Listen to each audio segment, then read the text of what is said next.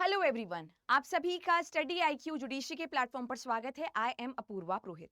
आज के सेशन में हम डिस्कस करने वाले हैं कि अगर आप मान लीजिए कि पुलिस ऑफिसर के पास में एफआईआर दर्ज करवाने जाते हैं और जब आप वापस आते हैं तो देखते हैं उस पुलिस ऑफिसर की फेसबुक पर आपको फ्रेंड रिक्वेस्ट आ रखी है, इंस्टाग्राम पे आपको फ्रेंड रिक्वेस्ट आ रखी है।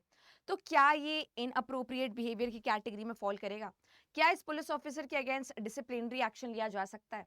क्या यहाँ पर हाई कोर्ट भी इन्वॉल्व हो जाएगा और उन्हें फटकार लगने लगने लग जाएगी? कुछ ऐसा ही सारा सिचुएशन इस पर्टिकुलर केस में हुआ है। क्या फैक्ट्स है इसके बारे में बात करते हैं। तो अगस्त 2024 में एक महिला अपनी बेटी के साथ में एफआईआर दर्ज करवाने गई थी पुलिस ऑफिसर के पास कि जो मेरी बेटी है उनके एस्ट्रेंज हस्बैंड ने उनकी ज्वेलरी को जबरदस्ती ले लिया है, उनके पैसों को जबरदस्ती ले लिया है। तकरीबन 15 लाख तक का सामान उन्होंने जब्त कर लिया है और सब कुछ फोर्सफुली ही लिया गया है। और हम लोग कोशिश कर रहे हैं अलग अलग जगह पे कंप्लेंट करने की, पर हमें सुना नहीं जा रहा है। पुलिस ऑफिसर, यहाँ पे पुलिस सब इंस्पेक्टर इन सारी बातों को सुनते हैं और एफआईआर दर्ज करते हैं। बट होता यह है कि ये पुलिस ऑफिसर रात में महिला को फ्रेंड रिक्वेस्ट भेजते हैं। काफी लोग सोच रहे होंगे क्या हो गया मैम अगर रिक्वेस्ट भेजी तो। ऐसा शायद आपको लगता है, पर ऐसा बॉम्बे हाईकोर्ट को नहीं लगता, क्योंकि बॉम्बे हाईकोर्ट यहाँ पे इनके सुपीरियर कोर्ट, यहाँ पे जो डेप्यूटी कमिश्नर ऑफ पुलिस है उनको इन्वॉल्व करते हैं और उन्हें कहते हैं कि इस मैटर में आप देखिए कि क्यों यहाँ पे रिक्वेस्ट भेजी गई है, और अगर आपको कुछ प्रॉपर रीजनिंग नहीं मिलती तो इनके अगेंस्ट कड़ा एक्शन लिया जाए, डिसिप्लिनरी एक्शन लिया जाए। अगर मैं थोड़ा सा डायलॉग बताऊं, ये जो पुलिस सब इंस्पेक्टर है और ये जो बॉम्बे हाईकोर्ट की बेंच है उनके बीच में, तो यहाँ पे इनसे पूछा जा रहा है कि आपने रिक्वेस्ट क्यों भेजी है इस महिला को। वो भी एक कंप्लेनेंट, यहाँ पे एक पावर डायनेमिक्स वाला भी मामला है। पावर डायनेमिक्स क्या हुआ कि अगर एक महिला पुलिस ऑफिसर को अपनी कंप्लेंट दर्ज करवा रही है, एफआईआर दर्ज करवा रही है, तो पुलिस ऑफिसर ऑटोमेटिकली एक सुपीरियर पोजीशन में होता है।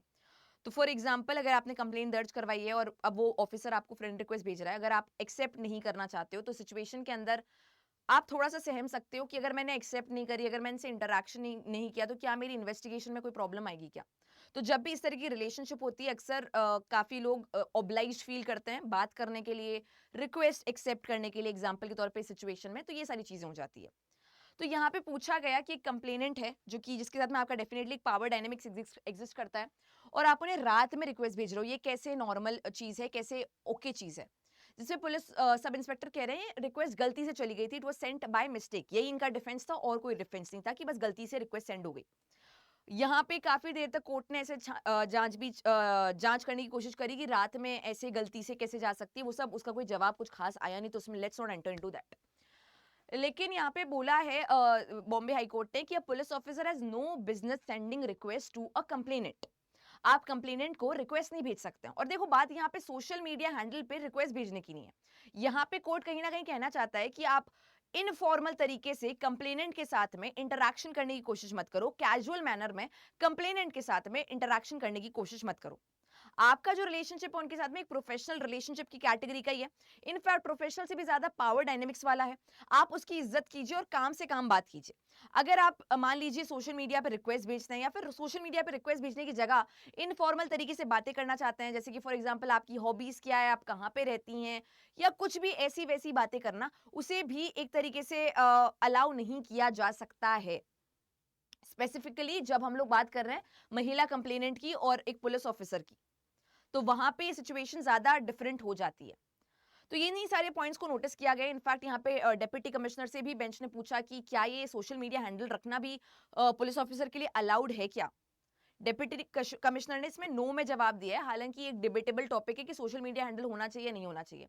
अगर हम बात करते हैं 2021 की, तो सुप्रीम कोर्ट ने सेंटर से बोला था कि आप कुछ डायरेक्शंस बनाइए कि पुलिस ऑफिसर को सोशल मीडिया पर्सनल या प्रोफेशनल रखना चाहिए नहीं रखना चाहिए।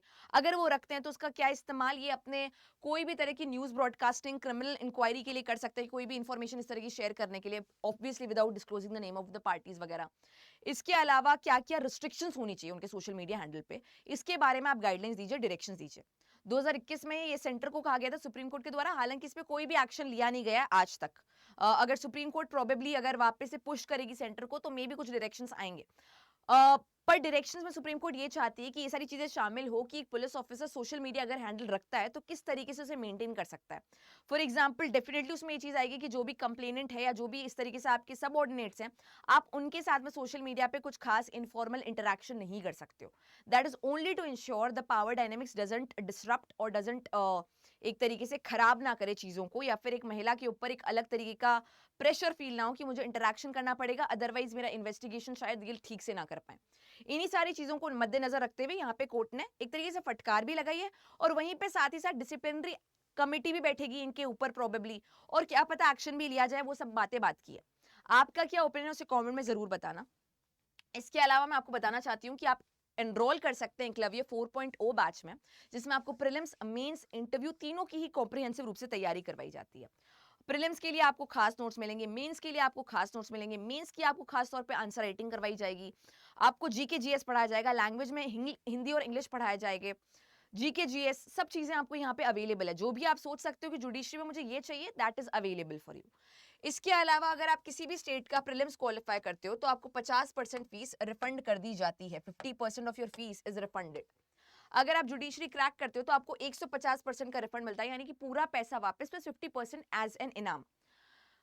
1 साल की एक्स्ट्रा वैलिडिटी, यानी कि आप ये कोर्स एंजॉय करते हैं 3 या 3.5 ईयर्स तक। आपको एनरोल करते टाइम इस्तेमाल करना है एपीपी कोड डिस्काउंट के लिए, जिससे कि आप डिस्काउंटेड प्राइस में कोर्स खरीद सकें। ये कोड इस्तेमाल करने पे आपको मेरी पर्सनल मेंटोरशिप भी मिलती है, where I can guide you towards your success map, कैसे शेड्यूल बनाना है, कैसे कंसिस्टेंसी मेंटेन करनी है, वगैरह वगैरह। डिस्क्रिप्शन बॉक्स में एक लिंक है, आप उस पर क्लिक कीजिए और प्रोमो कोड में आप एपीपी कोड यूज कीजिए and then you can get enrolled in this batch. आप प्रोमो कोड इस्तेमाल करने के बाद में एक बार मुझे टेलीग्राम या फिर इंस्टाग्राम हैंडल पे मेंशन कर सकते हैं कि I have used your code, जिससे कि मैं आपके साथ में कनेक्ट कर सकूं। इसके अलावा एक नंबर भी है जिस पे आप कॉल कर सकते हैं कोई भी इंक्वायरी के लिए, कोई भी एनरोलमेंट के लिए, 76400300। सो या that is it and thank you so much.